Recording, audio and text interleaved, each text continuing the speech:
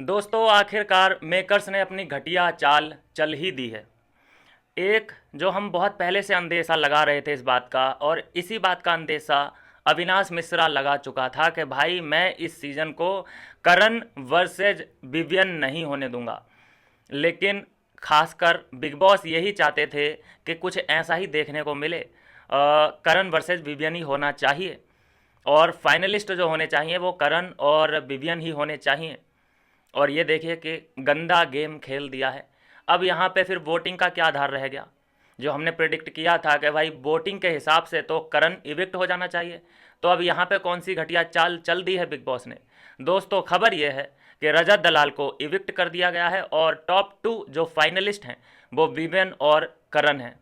अब आप इमेजिन कर सकते हैं कि जब हमारा ये प्रेडिक्शन गलत हो चुका है तो क्या करण ये ट्रॉफी उठाने वाला है? फिर तो ये 50-50 का मामला है।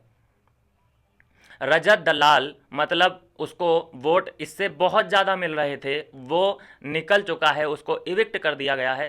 तो मैं कहूँगा दोस्तों कि ये मेकर्स की एक गंदी चाल एक्सपोज हो चुकी है। ये जहाँ अपनी कन्वीनियंट के हिसाब से वोटिंग का इस्तेमाल कर लेते हैं कि हाँ भाई हमारे हिसाब से ये वोटिंग के आधार पे चल रहा है, इसको निकालो, लेकिन जहाँ पे इन्हें एडिट करना होता है, जैसे यहाँ पे इन्हें एडिट ही करना था, रजत दलाल को ये नहीं बना सकते थे। विनर हो या टॉप 2 में भी उसे नहीं लेके जाना चाहते थे। करण इनका फिक्स था। करण इसलिए था, देखिए हर बार मतलब पहला अगर हम 15-20 दिन को हटा दें, उसके बाद से ही जो बिग बॉस ने बातचीत की है वो करण से ही की है। उसका अभी मतलब समझ में आ रहा है कि भाई इतनी बातचीत बिग बॉस किसी से कर रहे हैं और वो अगर टॉप 3 से बाहर हो जाए तो वो फिर इनके लिए कहीं ना कहीं ईगो पे बात आ जाती है। तो बहरहाल रीज़न चाहे कुछ भी रहा हो, यहाँ पे सवालिया निशान उठता है कि फिर वोटिंग का क्या आधार बचता है। फिर अगर हम सुनते हैं कि भाई वोटिंग के आधार पे ये इविक्ट हुआ है, वोटिंग के आधार पे ये बेघर हुआ है, तो ये जो रजत दलाल बेघर हुआ है ये वोटिंग के आधार पे तो नहीं हुआ है, गंदा गेम खेला है आपने उसके साथ।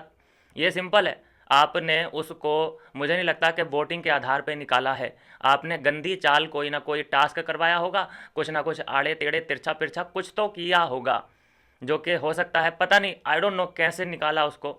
लेकिन वोटिंग के आधार पे देखा जाए तो वो टॉप 2 में जा रहा था।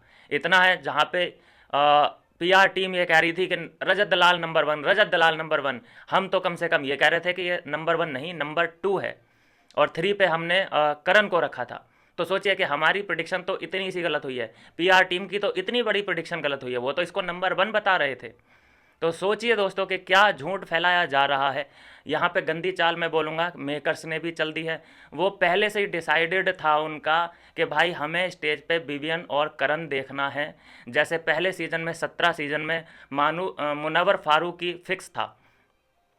मुनव्वर फारूकी ने ही खुलासा किया था कि जब मैं गया था अंदर तभी मैंने बात कर ली थी भाई कि अपन इधर कोई गेम शेम खेलने नहीं जा रहे, मैं इधर ट्रॉफी लेने जा रहा हूँ। ये बात उसने पहले ही मेकर से फिक्स कर ली थी, वो कई बार खुलासे हुए थे ऐसे। तो यहाँ पे भी ये पहले से ही संकेत मिल रहे थे। अविनाश ने इन सभी बातों को डिकोड कर लिया था कि भाई कुछ कुछ ऐसा होता नज़र आ रहा है मुझे। कभी भी मेकर्स ने या बिग बॉस ने रजत दलाल से बात तक नहीं की थी पूरे सीज़न भर।